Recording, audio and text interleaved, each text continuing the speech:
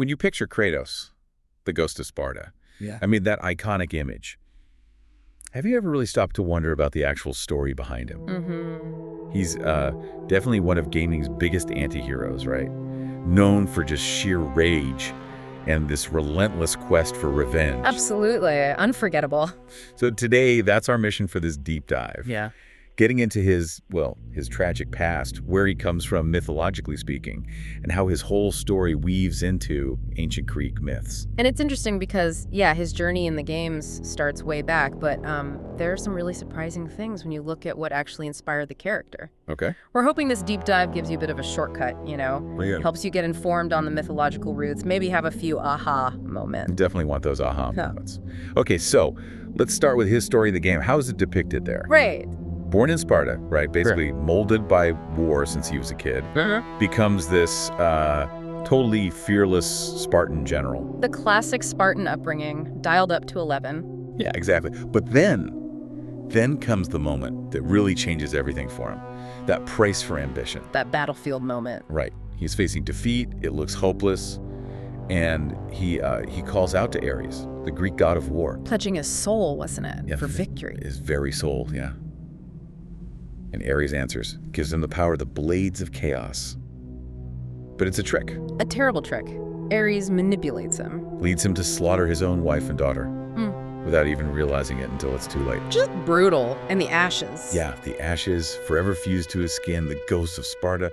I mean, what a horrifyingly effective origin. Why do you think that resonates so much? He's just the ultimate betrayal, isn't it? And that moment, it's not just a plot point.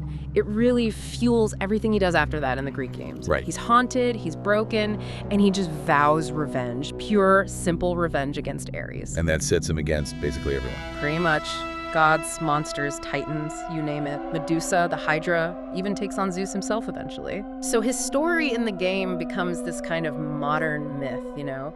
A mortal who just completely defies the gods, refuses to be broken by fate no matter what they throw at him. That in-game story is so potent, so tragic. It feels incredibly authentic to, like, the spirit of Greek tragedy. Which makes me ask, how much of that Kratos is actually pulled straight from ancient Greek mythology? Okay, so here's probably the biggest aha moment. Kratos, as we know him from the games.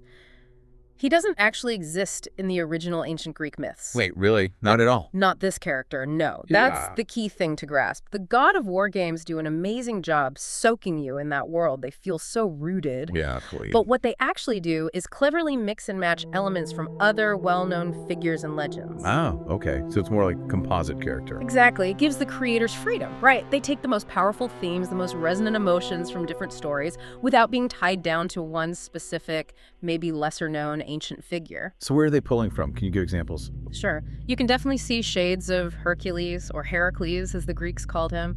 You know, the immense strength, the labors, the tragic elements caused by the gods. Okay, yeah, I could see that kind of. And maybe bits of Achilles too, that incredible warrior prowess, but also a key vulnerability, that rage. The rage, definitely. And just broadly, it taps into that whole idea of the rage-driven Greek hero. That's a powerful archetype you see across lots of different myths.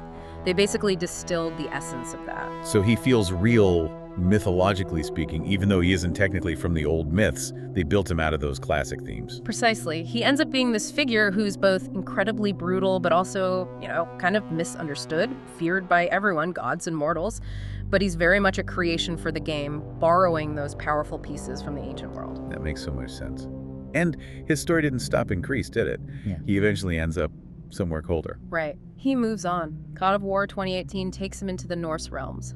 New pantheon, new life, trying to be a father. Quite the shift. It really is. And that later story, it keeps exploring those deep themes. Loss, power, you know, redemption, but in a really different, more mature way. The rage is still there, but it's different. It is. It's more controlled, more protective, maybe. Yeah. It shows how these core ideas, these archetypes can evolve. Yeah. And it really speaks to why the character has had such lasting appeal, adapting across completely different mythological settings. Okay, so let's bring this together. We've looked at Kratos' really compelling story from the games, the Spartan general, the tragedy, the revenge. Mm-hmm. And maybe the biggest surprise is finding out he's not directly from ancient myth, but more like a masterful blend of those classic archetypes. Right. He's a unique creation, but one that draws heavy inspiration from legends like Hercules, like Achilles, and that whole idea of the hero consumed by rage. He's not pulled from myth, but built out of it. That really clarifies things. It's less about finding him in an ancient text and more about understanding how the game creators use those texts. Exactly. And maybe that leaves you with something to think about. Also, Well, in mythology, and maybe in life too, sometimes the biggest, toughest battles aren't against gods or monsters. They're the ones fought inside ourselves. that's a good point. Think about how that idea applies maybe not just to Kratos wrestling with his past and his rage, but also maybe to your own journey, learning, understanding these complex stories, always looking for that deeper truth beneath the surface.